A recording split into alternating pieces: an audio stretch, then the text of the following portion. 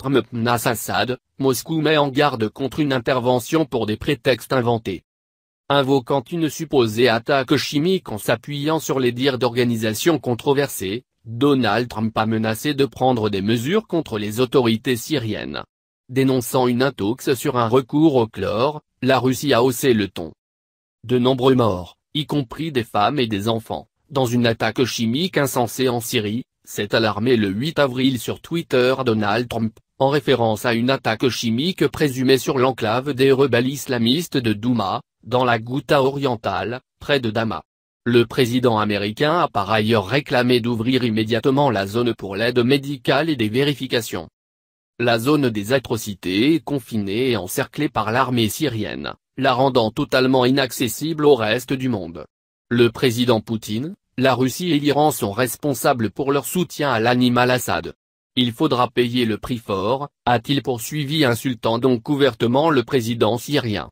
Dénonçant au passage le laxisme de son prédécesseur Barack Obama vis-à-vis de Damas, le président américain a enfin reproché à celui-ci de ne pas être intervenu en Syrie.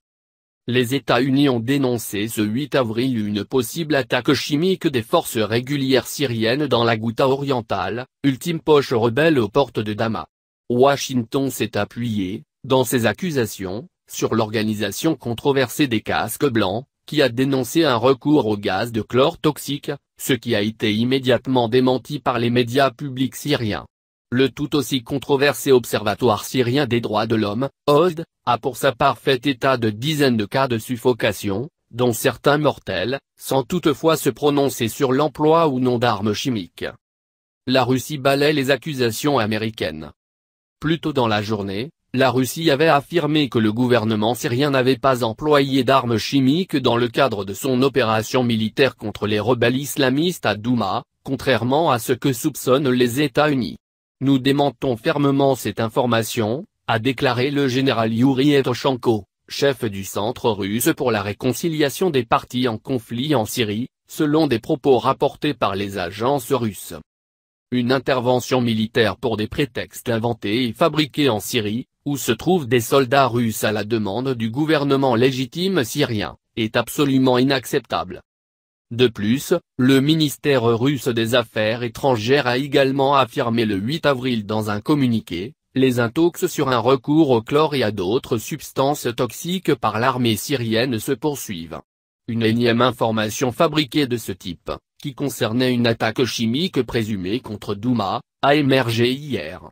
La diplomatie russe a en outre prévenu qu'une intervention militaire sous des prétextes fabriqués, en Syrie, où des militaires russes sont déployés à la demande du gouvernement légitime, était absolument inacceptable et pouvait entraîner de graves conséquences. Moscou avait déjà alerté sur la préparation de prétextes fabriqués pour frapper la Syrie. Au cours de ces dernières semaines, Moscou avait déjà mis en garde à plusieurs reprises contre la préparation d'attaques sous faux drapeau dans la Ghouta. Le 17 mars, le général et porte-parole de l'état-major russe, Sergueï Rouzktsoï, avait ainsi rapporté que la Russie disposait d'informations fiables selon lesquelles des instructeurs américains avaient formé plusieurs groupes de combattants dans les environs de la ville d'Al-Tanf, pour lancer des provocations impliquant des armes chimiques dans le sud de la Syrie.